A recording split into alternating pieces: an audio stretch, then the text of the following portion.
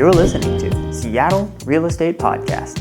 Welcome back, my friends, to the Seattle Real Estate Podcast. What are we talking about today? After nearly a year of unrest, Portland leaders pursue a crackdown. Now, we've covered this before, but as time goes on and nothing really happens, and the peaceful protesters keep doing their thing, we've got more impacts to the businesses and the people in downtown Portland. In a lot of these areas, Seattle, same thing. You've got businesses and people going, hey, we don't want this to continue. But I don't think there's any more of a hot spot in the United States other than here in the Pacific Northwest, specifically in Portland. That's what we're talking about today.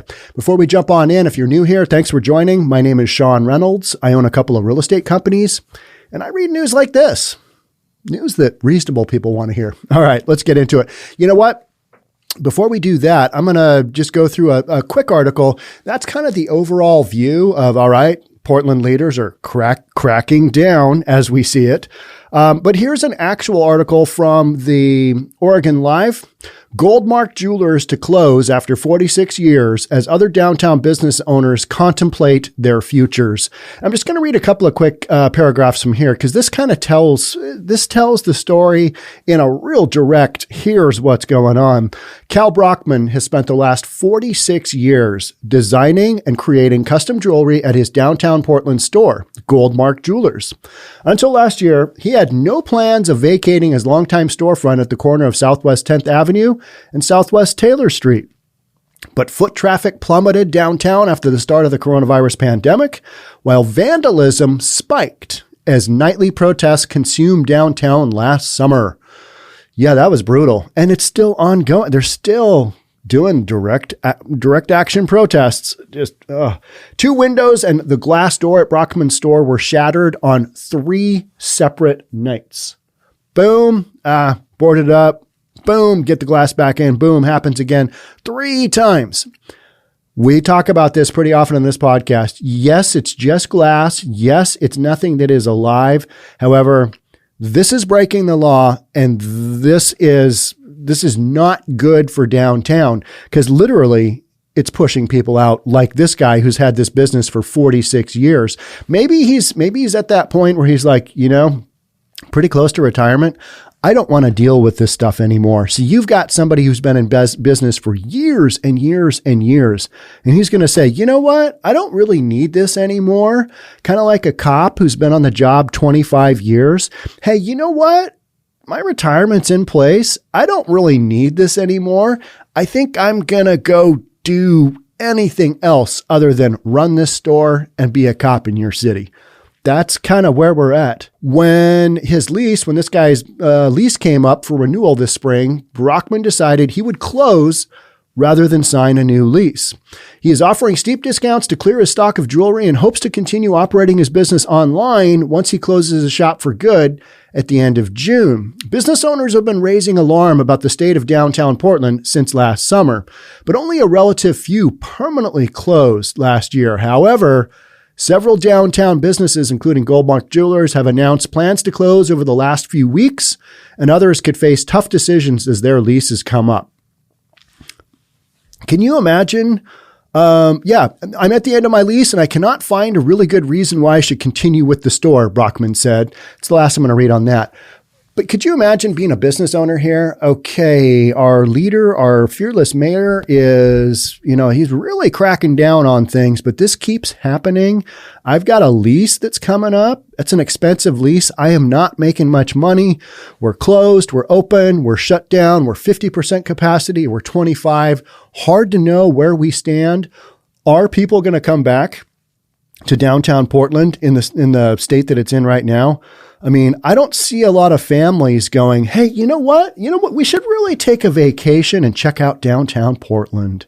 We should go do that. I don't see that being a real reality. And I'm not trying to be down on Portland, but the look that it has right now, it's not exactly conducive to people going downtown. You got homelessness everywhere. You got drug dealing going on. You got crime going on. You've got the protesters going through and whacking stores. So a lot of the storefronts are all boarded up. So it's just got, and then on the boarded up storefronts, you've just got graffiti everywhere. Not a good look. Kind of a real rough Escape from New York look, right? I reference that a lot because if you watch that movie, it looks rough, kind of like what I'm describing. It's like, but it's Hollywood rough. You know what I mean? Portland, it just looks rough right now. All right, so let's get back to the main story here. Mayor Ted Wheeler said he wanted to unmask demonstrators who engaged in property destruction. So we have gone from the summer of love and block party and just, we're having a great time here. Those were comments made about CHOP, during the same time. We had city council members in Portland taking selfies with the protesters back when it was all just a cool thing to do and yay, let's go. And now we're wanting to unmask demonstrators. We're getting down there. We are pursuing a crackdown. We haven't done one yet, but we're pursuing a crackdown. The Oregon City has seen regular demonstrations since the murder of George Floyd. After the protests have concluded, sometimes in the early morning hours, Margaret Carter finds herself climbing into her gray Toyota Camry and cruising the streets of Portland so that she can see the latest damage for herself. Now, part of the reason I'm reading this story is this next sentence here. It's interesting. Ms. Carter, who is 85, has been downtown to the Oregon Historical Society, where demonstrators have twice smashed out the windows, recently scrawling "No More History" on the side of the building. Did a podcast on that, and literally, no more history. We don't want history. No more history. Okay. How are we going to do that? Because as time marches on, it kind of becomes history, right? I mean, time is a fluid thing that keeps on going. But okay, let's not get, stuck in the minutia here. Let's not read into the details. No more history. Let's say that that's a thing. And that was on the side of the building. She has driven past the local headquarters of the Democratic Party, where windows have also been shattered. All right. Last week, she found herself at the Boys and Girls Club in her own neighborhood, nearing tears as the scene of costly window destruction at a place she worked so hard to support. She's 85. She's driving around going, what is going on in my city? Portland was a beautiful city, said Miss Carter, who was the first Black woman elected to the Oregon Legislative Assembly and is now retired. Now you walk around and you see all the graffiti, buildings being boarded up. I get sick to my stomach and I get angry. 85-year-old Black woman. She's driving around going, what is going on here? Yeah. I think anybody that drives around has the same reaction. Like, get me out of here. Can we go now? I really want to go into 7-Eleven, but man, that's sketchy. I went into the sketchiest 7-Eleven in Portland when I was down there for one night. One night? Yeah. One night last summer, and they're protesting their different level. It is professional. It is not the A-League we have here in Seattle. Those guys are pros. I mean, that is the real deal as far as protesting goes. And by peaceful protesting, I mean not so peaceful. Almost a year of near continuous protests since the police killing of George Floyd in Minneapolis, Portland city leaders are signaling that it may be time for a more aggressive crackdown on the most strident street actions. How long does this need to go on for before we actually do something? I don't know. It seems like a long time. Is this going to go right on through summer, or what are we going to do? I watch, in order to kind of clear my head and be able to do these podcasts and have a handle on these storylines, I got to clear my head every now and then. So I watch a lot of rock trivia videos, like The Life and Times of Billy Idol. Now, if you don't know who Billy Idol was, he had Rebel Yell and a bunch of other really great songs in the 80s. He came out of a punk background. He was the lead singer of Generation X, which was an amazing punk band, crossed over into mainstream rock. Back in the day, Billy Idol holed himself up in a hotel room in Thailand and refused to come out. He was just having himself a ball. There could have been some illegal substances there, maybe some girls that he probably wasn't married to, some destruction. There could have been some complaints of the nearby hotel rooms, but he was holed up for 3 weeks in a hotel room before the authorities called in the military. And you know what they did? They shot him with a tranquilizer gun and hauled his rear end out of there and then billed him for $250,000 in damages that he had done to the hotel room. Oh, Billy, that is rock star right there. $250,000, you get hit with a tranquilizer gun and they haul you out. That is aggressive action there. That is, we need this problem solved. What are we going to do? Don't care if he's a rock star. Shoot him in the rear end with a tranquilizer gun. When he goes down, we'll haul him out of here just like an animal because he was acting like one. These guys are acting like animals too. Just going around bashing windows for, they claim they've got a reason. They've got a direct action protest going on. But for the life of me, I can't really hone in on what they're protesting for, against, with, about. It's unknown to me. Don't really know.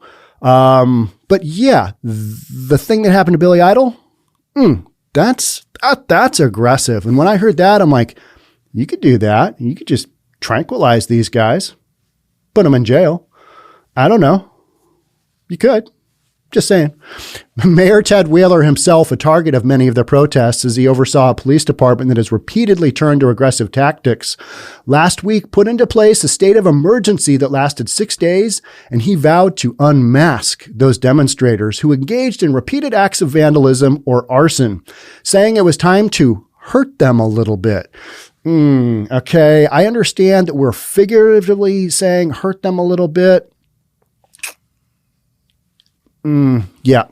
Okay. Mayor Ted, I don't know. I wouldn't go with, I don't go with any words that people can pick apart and say, in business anyway. Here in the podcast, I say all kinds of crap because I'm a real estate guy. Nobody should really listen to me. It's like listening to LeBron James on stuff other than basketball. Why would you?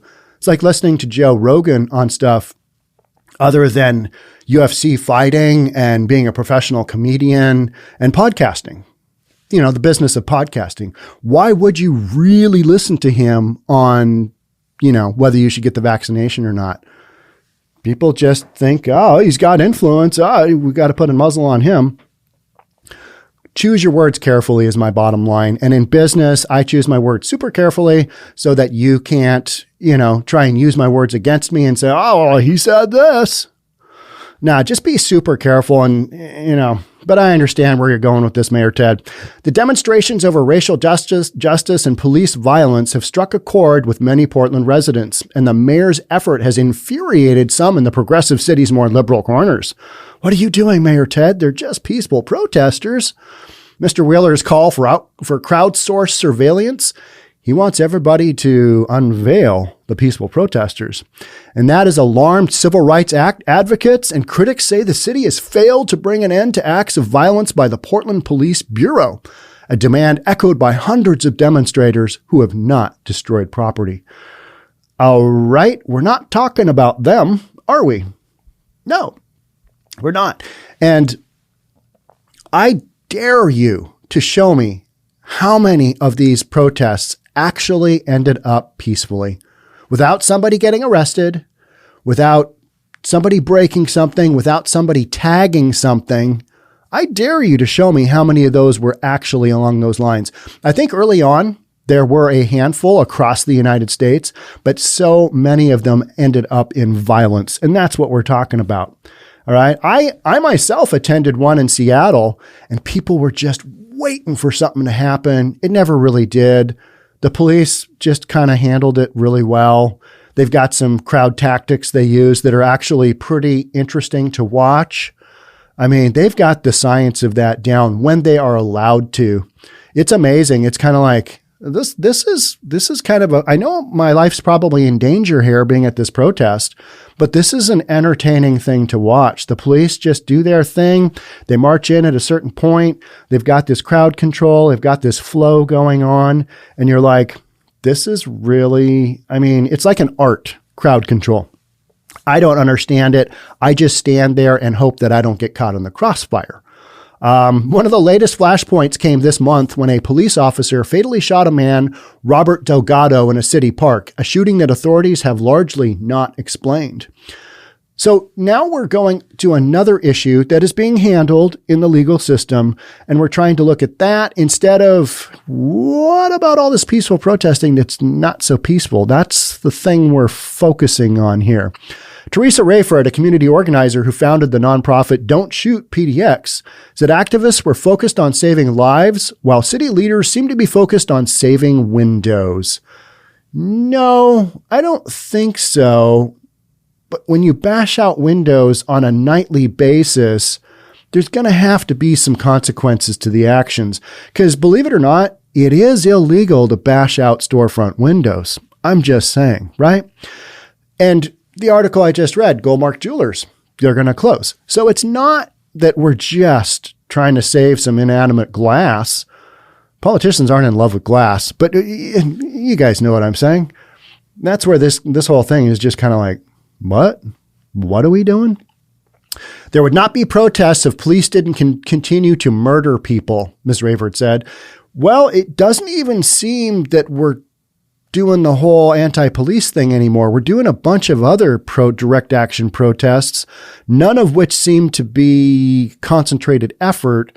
But the bottom line is, the common denominator is, just want to bash some windows. I wish we cared about life as much as we care about property. Protests erupted in thousands of communities around the country after Mr. Floyd's death, but most gradually petered out. But Portland, by contrast, had nightly protests for months. 120, 150 days straight, something like that, with a broad swath of the community demanding changes to confront racism and inequity in the criminal justice system. The police bureau exacerbated tensions using force and tear gas in ways that have drawn the ire of judges in the Justice Department. I think that's nonsense. I really do. Bunch of crybabies. Let's be honest. But the crowd sizes have waned, and figures such as Terry Porter. How old is that dude? I remember that guy. He's Terry Porter, the former Portland Trailblazers player. Was he a guard? I think he was a guard, Terry Porter. They've called out for an end to the destructive demonstrations. Good. Somebody needs to. The rest of us are standing on the sideline going, excuse me. This is like gone into, quintuple overtime. When's this game going to be over? Because, all the participants in this game are, they're leaving. What are we doing here? Mr. Wheeler seemed to use last week's conviction of Derek Chauvin, the former Minneapolis police officer who murdered Mr. Floyd, as an opportunity to bring the most raucous of the protests to a close, because it's time and we need to wrap this up. As people around the country went into the streets to cheer the conviction, some businesses in Portland boarded up their windows once again. I talked about that. Hey, either which way this thing goes down, you're going to have some protests. And we did. We had a bunch of, arrests on May Day. Just people going, we went from April to May, therefore we're going to bash windows. That night, a small group of activists wearing black approached a group of journalists, threatening to smash the cameras of those who remained on the scene. Why is it that if they are doing a cause that they so strongly believe in, they don't want to have anybody filming them? I find that very interesting, don't you? It's like, okay.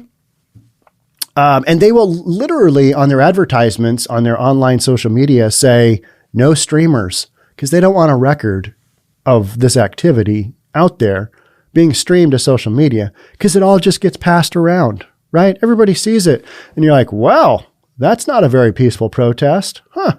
How about that? The group later shattered windows at 2 Starbucks stores. One man was arrested after throwing a punch at a police officer. The crowds the city has seen are often made up of amorphous groups of people who come for different reasons.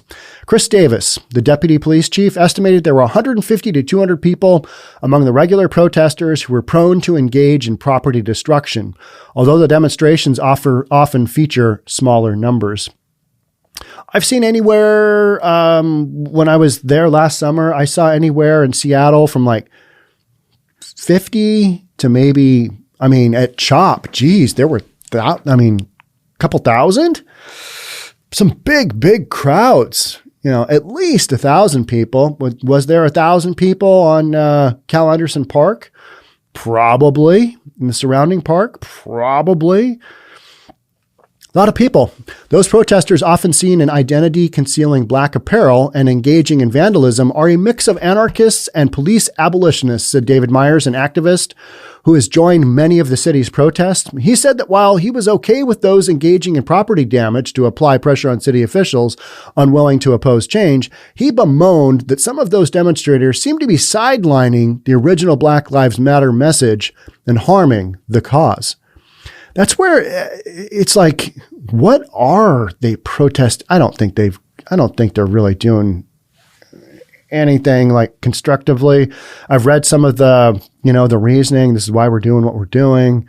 There's been some recent interviews with Antifa, or black bloc clad friends, and it's really confusing to try and figure out, okay, you say that we're supporting the property more than we are the people, but then you guys are out just breaking stuff, getting into fights, and this doesn't make a lot of sense. In some cases, he said, businesses owned by black people or which support the black community have been attacked. Yep. How about the fricking Portland Trailblazers Boys and Girls Club? Terry Porter, player for Portland, the Trailblazers. Trailblazers, they won the NBA championship right before the Seattle Supersonics did. So, I'm a kid. I play basketball. I played basketball. I do not support the NBA anymore. That is some nonsense going on there. So let me make that very clear.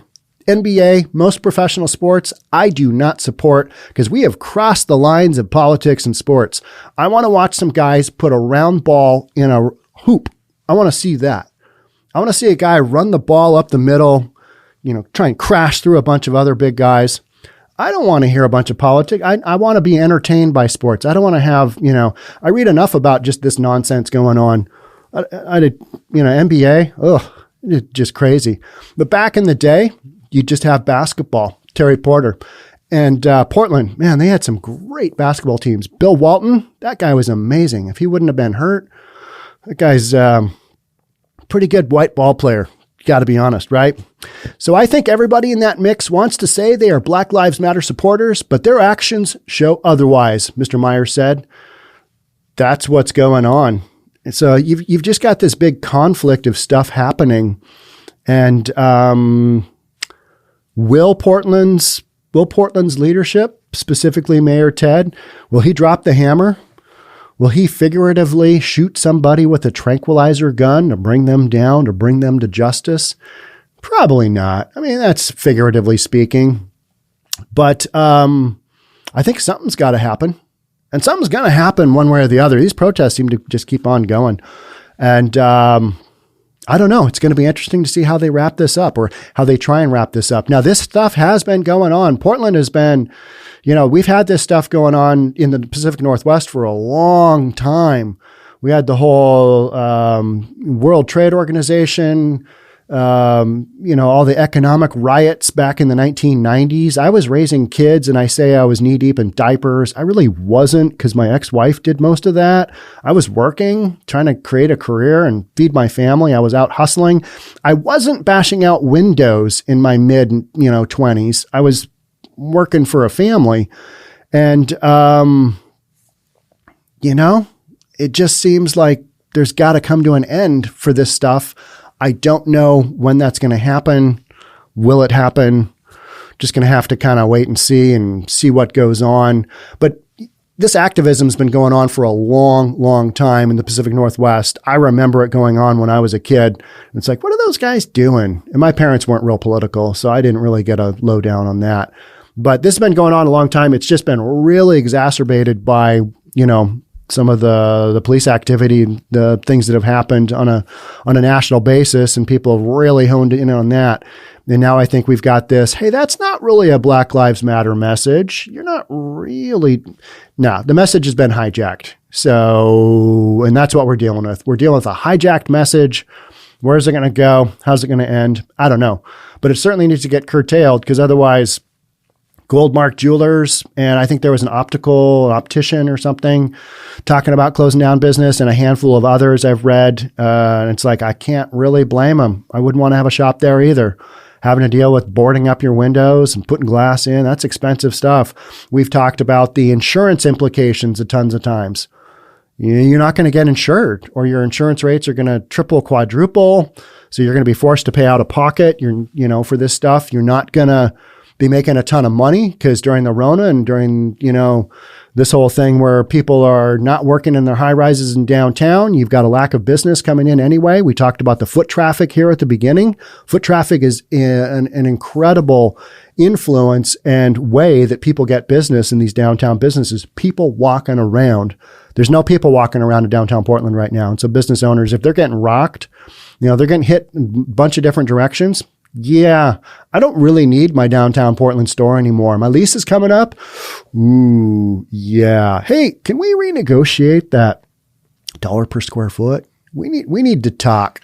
We need to reimagine my lease, because I'm imagining not having my lease right now because I'm going to move my business elsewhere, or I'm financially set, been doing this 46 years. You guys can have your building back. Good luck with that. I'd recommend you boarding up the windows, or keep them boarded up though, because those guys out there, who knows? Who knows? That's kind of where we sit. Is we are talking about some more direct action to the protesters. We'll just have to see what goes on. Either which way, I'll cover it for you right here in the Seattle Real Estate Podcast. All right, that's it for me on this one. I am out. You guys have fun. Go do something fun. I'm recording this on a Thursday. Stay safe. We'll see you on the next one. Okay, talk then. Bye for now.